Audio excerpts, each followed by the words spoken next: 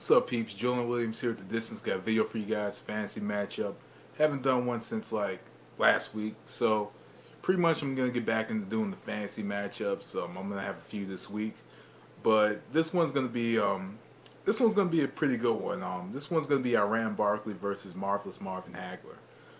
Pretty much when you look at the fight on paper, more than likely you know that the fight isn't gonna last long. You know, with Barkley only knew how to come one way, and that was forward. Had a very sharp left and right hook, good overhand right, and just always plotted forward. You know, off that front foot, was always there to fight. You know, he get hit a few times, but even after he got hit, you know, his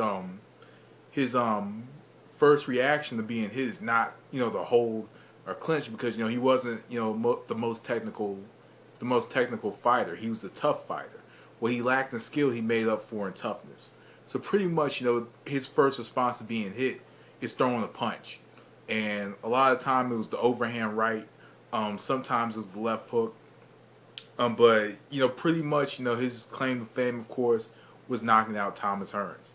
And knocked him out. And actually knocked him out in the first fight, I believe, like in the second or third round. And then in the second fight, you know, he went on and beat him by like a decision. But he's the only man to defeat Thomas Hearns twice. You know, he went to, he took the fight to James Toney when they fought at super middleweight for, I believe, the IBF super middleweight belt. He beat some guy, I don't remember the guy's name, that he defeated for the belt. I don't think the guy fought ever again after. I want to say his last name was like Van Horn or something like that. Beat him, went in there and just completely obliterated that guy. And of course, he had the fight with as I just mentioned, with James Toney. There's another fight that I'm forgetting about with Barkley that I've seen him in. Nigel Benn, when he was knocked out in like one round in his hometown.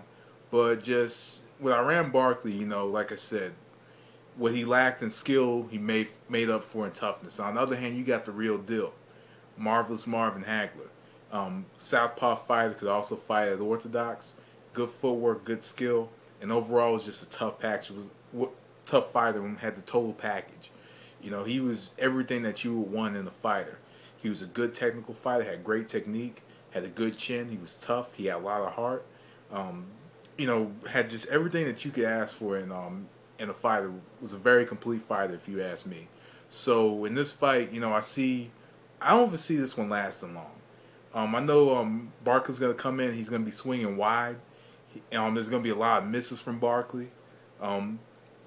And I think that what more than likely happen is Barkley comes, you know, marching forward. Hagler used a lot of lateral movement, uses his angles well. He did use his angles well, and I think he'll probably knock out Barkley probably in more than likely 4 or 5 rounds.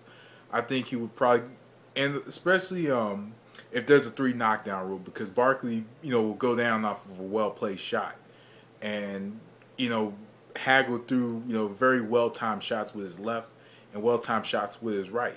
So, but pretty much, you know, I just think that Marvin Hagler would go in and probably destroy him in 4 rounds and probably find a way to dissect him. But I think that it would be a fun fight while it lasted, you know, being that you have 2 guys. And the thing with Hagler is Hagler will fight with you if he has to, or if he wants to. He'll stand and trade with you, and Barkley is a guy that will probably go in and talk a bunch of shit and just try to make Hagler trade with him. And that's the kind of fight that Barkley wants. But I think that either way, even if he squares up with Hagler and Hagler squares up with Barkley, Hagler will probably get him with a few short hooks on the inside and probably get him walking forward with an uppercut and knock him out. So I'll go with Hagler in this one, obviously. Same way, peeps, let me know what you think. That was The Distance, and thanks for watching. Peace.